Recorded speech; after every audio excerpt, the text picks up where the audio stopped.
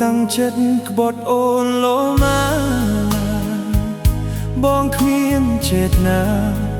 ធ្វើឲ្យស្រីខ្លោចផ្សាទេធ្វើតាមគ្រួសារទាំងចិត្តឈឺធ្វេក៏ព្រោះក្តីស្នេហ៍គ្មានខ្នៃប្រៃចេញពីអូន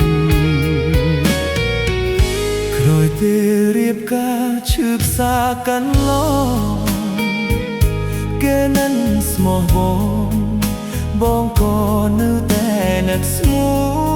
ន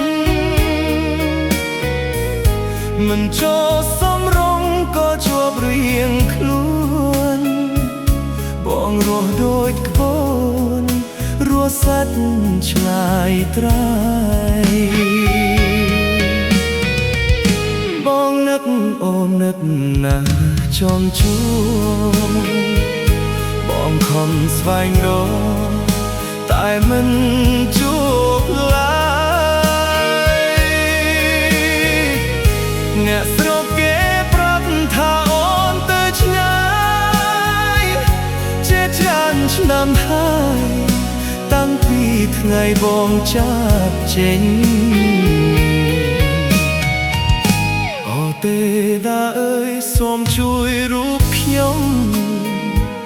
ឆាប់បានជួបមុំជួបជុំតាមស្នេហ៍ឡើងវិញបងនៅតែស្មោះនៅតែស្រឡាញ់មិនអាចខ្វះបានកល្យាននឹងកូនកំសត់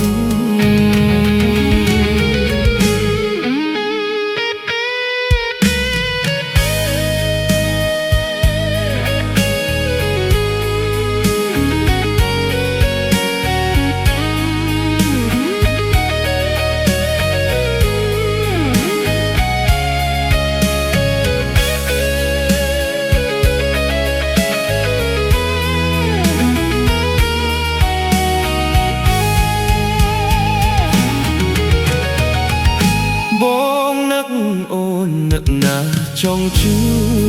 បបងខំស្វែងរកតែមិនជួបឡើយ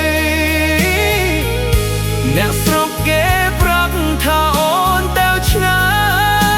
យជាច្រើនឆ្នាំហើយតាំងពីថ្ងៃបងចាប់ចេញបងចង់បកស្រាយឲ្យច្បាស់ការពិតទោះមួយជីវិតក៏បងនៅចាំលុសូនសូមស្រីអាថៃវិលបេមណាស្មួន